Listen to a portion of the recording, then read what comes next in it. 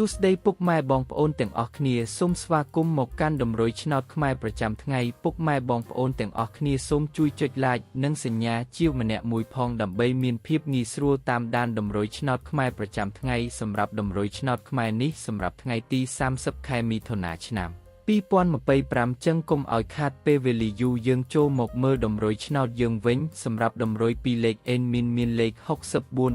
1 43 75សម្រាប់ប៉ុស្តិ៍ ABCD សម្រាប់លេខអូសអេនមាន2គ្រាប់គឺអូសខ្ទង់10និង60សម្រាប់តម្រុយ3លេខគឺអេនមាន2គ្រាប់ផងដែរគឺមានលេខ592គុណ